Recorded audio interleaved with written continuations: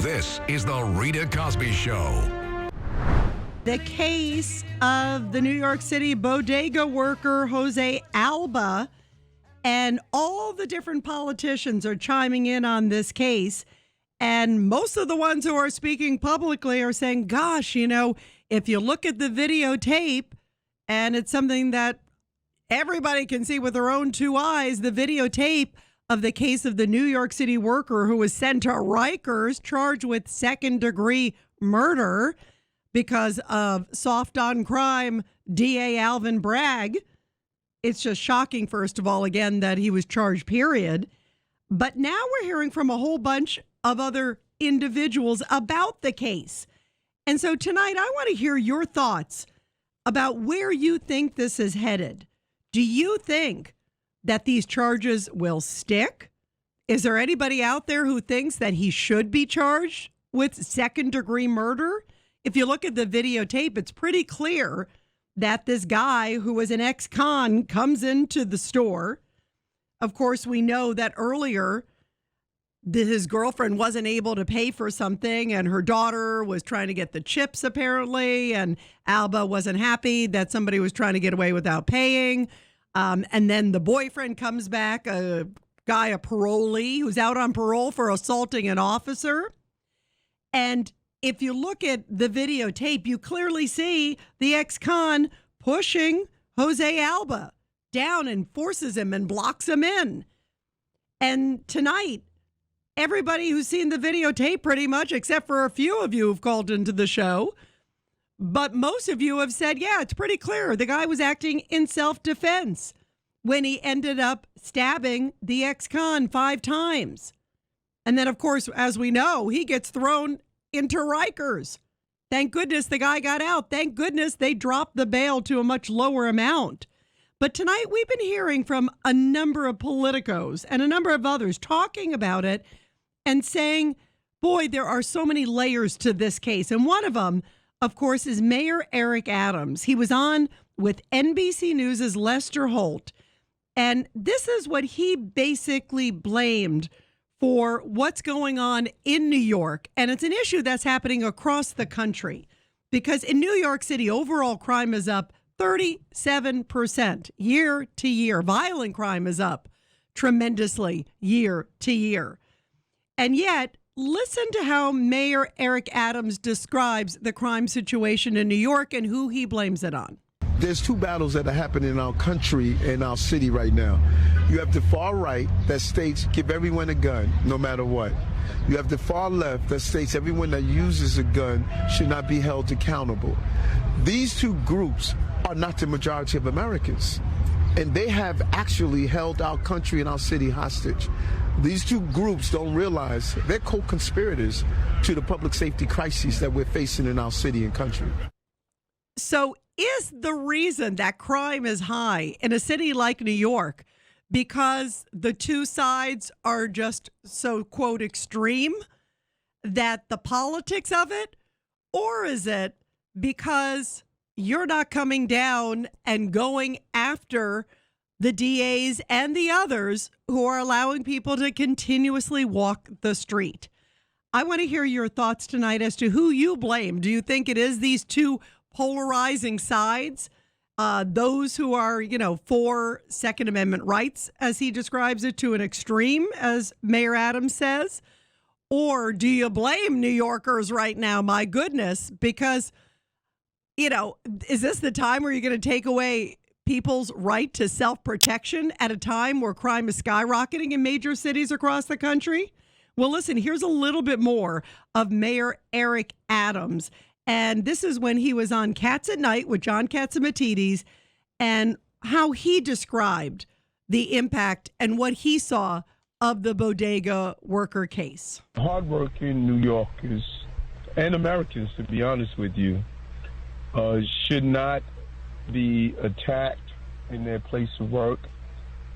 There is a line that must be drawn when you are a primary aggressor. And that is what I saw on the video. And it's not to say the taking of a life should not be taken seriously, and one should not interpret that. A taking of a life or threatening a life are serious actions. and responding to those jobs over and over again as a police officer. I know how serious that is.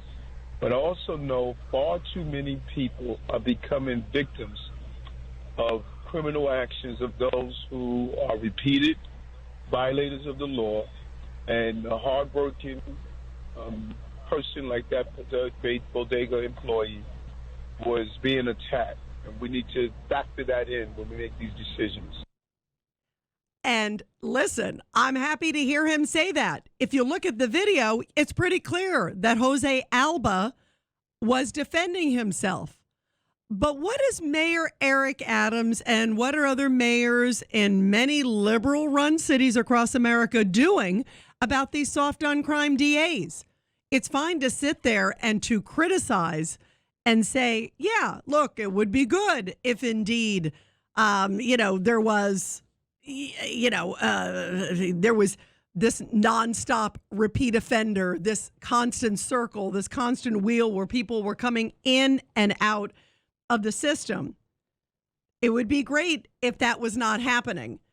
So why isn't he going after that? Why isn't he going after the DA? Why isn't he going after Alvin Bragg? Why isn't he saying, Governor, you need to do more about bail reform? I mean, what is going on here? It's great to say, yeah, listen, this is a law-abiding citizen. He shouldn't have to worry about that. He should be able to protect himself. This shouldn't happen in New York. I think we all agree, and I'm happy to hear that Mayor Eric Adams is saying that. But what is he doing to actually change the cycle versus just sort of saying that and giving that answer?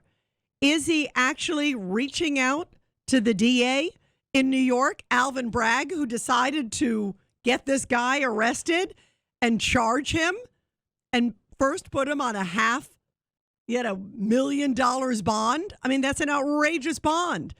And he could potentially face now, they're saying 25 years in prison if he is convicted. And we haven't heard anything from Alvin Bragg. We haven't heard anything from Governor Kathy Hochul. What about using this as a moment as we all kind of look at it and go, oh my gosh, it's right there in plain sight. We see it on the video. Why not use that as a moment to put pressure on the DA, to put pressure on the governor, to get some sort of reasonable issue in terms of bail? This sort of, slap on the wrist and letting bad guys walk is not working. And then you go after a good guy who's defending his business, and Alvin Bragg, the DA, doesn't see it that way. So tonight, I want to hear your thoughts as to what needs to be done in New York and elsewhere. And listen, we're hearing some good words out of the mayor, but is he really doing anything? Is it all just words and yet no action? It's your city. You know how bad crime is in New York. You know how bad it's affecting tourism. So as opposed to pointing the finger, maybe there should be something constructive that can be done. And take a listen. Here is Katie Pavlich, who was on Fox today, and this is what she had to say about this. So for Mayor Adams to come out in support of this bodega worker, good thing, but he has done nothing to offer any kind of deterrence to these criminals who aren't afraid of the system. They're not afraid of the cops. They're not afraid of the prosecutors, obviously, because they're running back through the system, as that police officer was saying. So the only thing they're going to be afraid of is self-defense. And the mayor of New York City is preventing people from being allowed to defend their own lives from people who walk in and know that there will be no consequences for them because the mayor and everybody else are on the side, not of the bodega workers trying to make an honest living, but the criminals in the city who are running the show. And Judge Jeanine Pirro went much further. Take a listen to what she said. She actually blasted the mayor. I got to tell you, the more I hear this guy Adams, the less I like the guy. Absolutely. Okay? What is this? We've got co-conspirators. If anybody's a co-conspirator, you are. The reason that the mayor is a co-conspirator here, he's blaming it on the left and he's blaming it on the right. It's your fault. It's your city. You're a cop. You knew when you ran, you promised that you were going to take care of gun crimes and murders, and you haven't done a damn thing. You won't go after Governor Hochul, who's running for office, and cash this bail, get her to repeal it. You won't do it with Heastie or with Andrea Stewart's cousins in Albany. You ought to go to every homicide in this city and hold a sign up and say, because of cashless bail, this murder happened. Can you imagine? That's actually an interesting idea that Judge Jeanine Pirro says, is that the mayor should start literally calling out the DA, calling other legislators, those folks up in Albany who are passing this no cash bail, and saying, you know what, this needs to change. But is he doing that, or is he just kind of going around saying what we all sort of see, and at a time also where they're trying to talk about cracking down on guns too as well? Is this really the time where New Yorkers are going to say, oh, yeah, I'm going to give up my right to self-protection, especially when you see what that guy went through? And as it turns out, at that store, there are reports that he also endured somebody else coming in with a gun at another time, too, as well. So it's a tough time to be a business owner in New York or a business employee in New York, and especially these guys in the bodegas. They're working long hours. They're often by themselves. And thank goodness there was a videotape in this case, because Greg Gutfeld on Fox had this to say. Imagine if there was not a videotape. He thinks the outcome would have been even much worse for this bodega worker. In an alternative universe, it will infuriate you. What if there was no tape? Exactly. Yeah. They would have taken the stabbed suspect. He would be a martyr. Yeah. There would be a mural.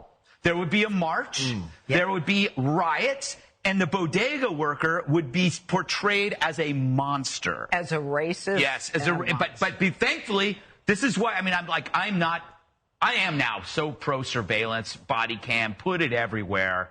Because if you didn't see this, you know exactly the kind of narrative. You know what happened? Biden would have spoke out against this bodega guy. He would have said, that bodega guy, he's got to pay. Look what he did to this innocent, this poor, he was just getting his life back together. Yeah. And he gets stabbed by a monster. So can you imagine if there was not a video? Even with the video, Alvin Bragg put the guy on $500,000 bail. Again, it got reduced, fortunately, after the public outcry. But can you imagine if there was no videotape?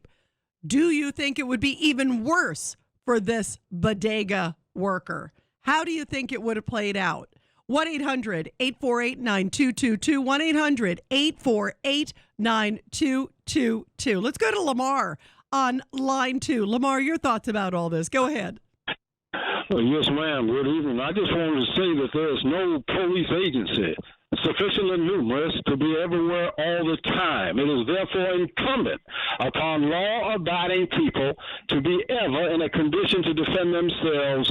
I haven't lived in New York City for a very long time, but I can guarantee you something, and we're talking about a life where there are no guarantees. I can guarantee you, if God forbid you become the target or the victim of a violent crime in this city, there will not be a uniformed presence to intervene on your behalf. You will be on your own. Law-abiding people must be in a condition to defend themselves. And in closing, I would say to everyone in the sound of my voice, God bless the Second Amendment, and God bless that brave and brilliant man, Justice Clarence Thomas.